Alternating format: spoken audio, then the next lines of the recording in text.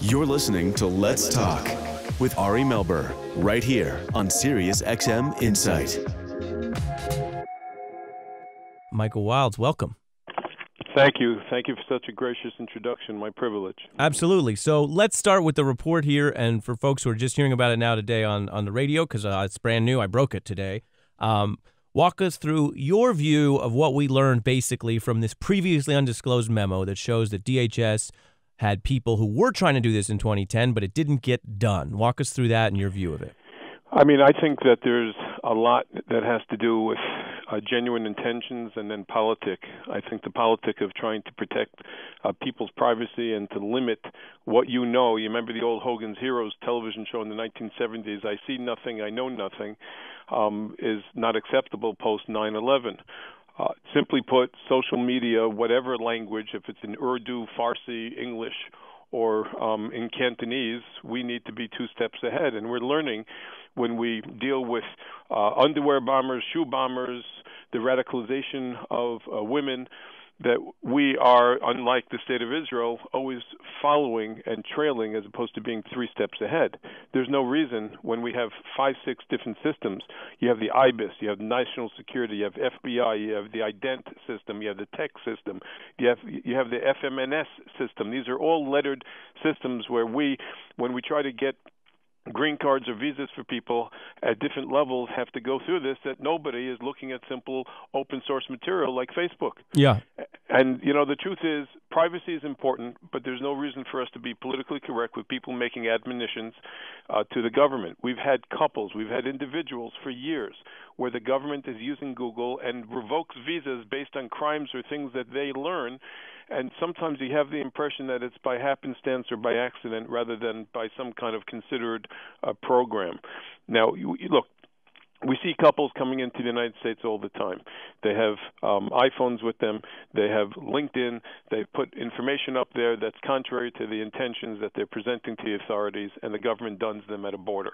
I can't for the life of me understand if there's open source information why the government wouldn't use that.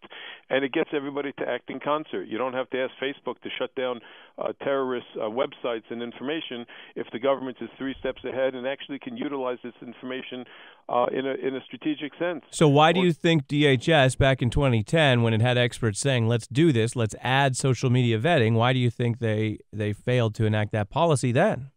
I think it's the administration. I'm a Democrat, but I have to tell you I'm a disappointed Democrat.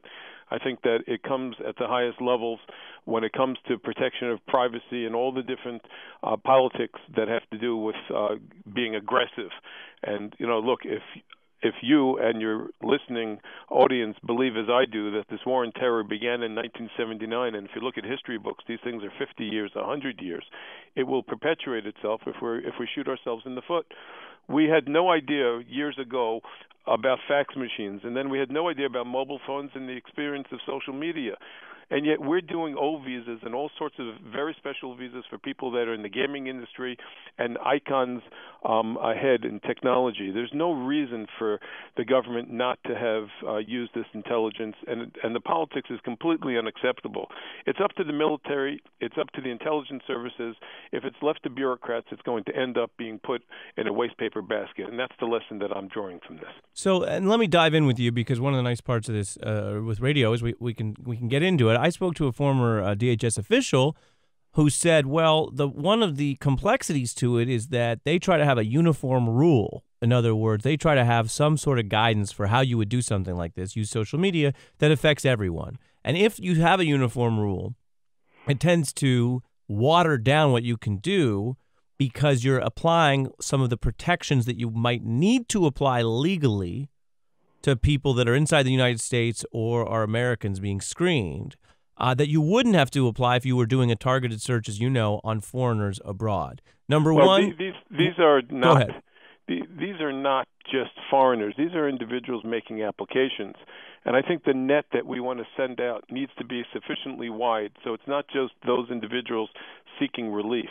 Now, look, the whole argument about anchor babies, is it true that somebody will come to America so 21 years later their child can then apply for them? Well, is it true that a person is going to apply for a K-1 visa so that a year later, when they come in finally, or 9 months later, that they'll then be able to bootstrap themselves? We have to understand that these bastards, you'll forgive me for any other word, will sit and wait, and they will inculcate themselves. And unfortunately, they will spoil the refugee process. But our politics should not go that way. But what about the question? But Michael, what about the question I'm posing to you? That essentially, what I'm being told by someone who actually wanted reform was that it's difficult to do because of that sort of lowest common denominator issue. What do you make of that point? It disappoints me. Maybe they didn't want to offend Facebook or tech companies.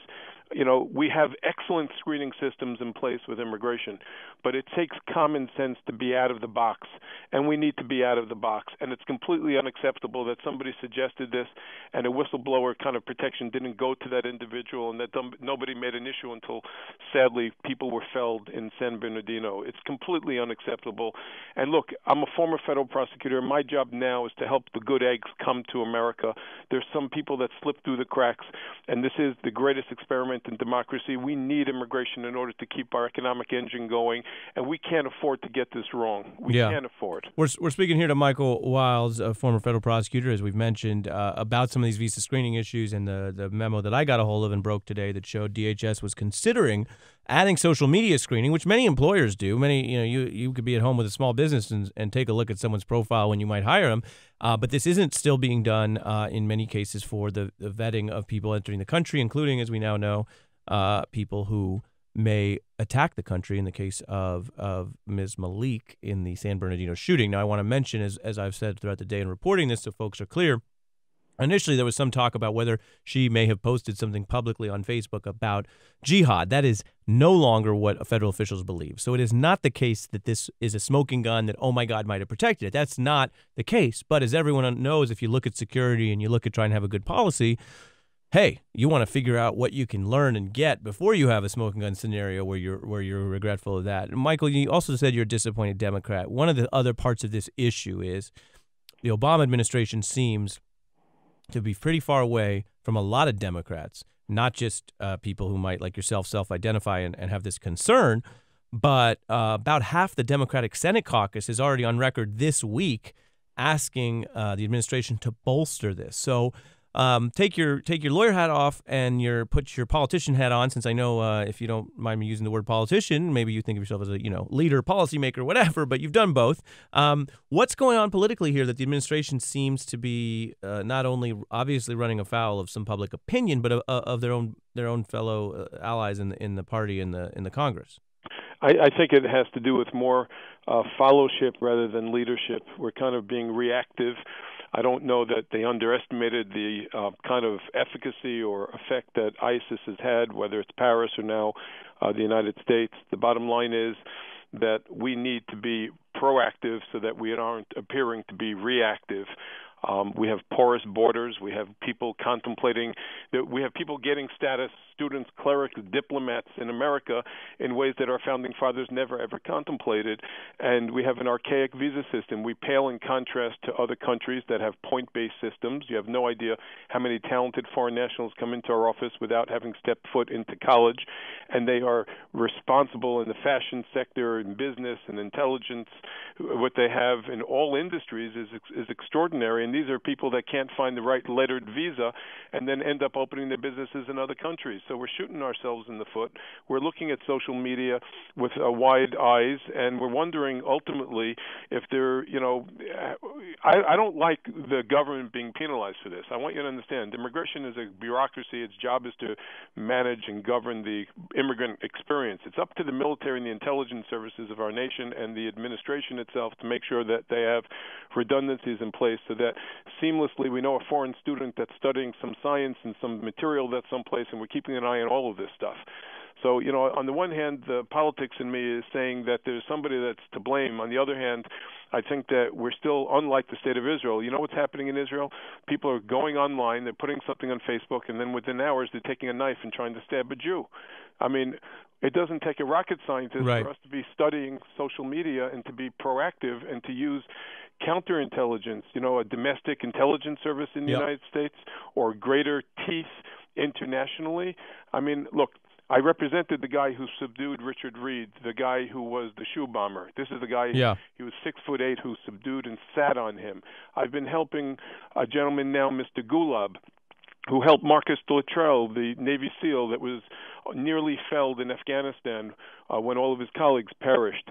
This was a Taliban goat herder that we got him refugee status in America. The other gentleman was Kwame James, was a gentleman from the Caribbean that stood up and subdued somebody. We have to send out a message internationally to people with accents that if you're going to save America's lives, if you're going to stand up for us, particularly moderate Muslims, we're going to make a home for you in the United States. Yeah.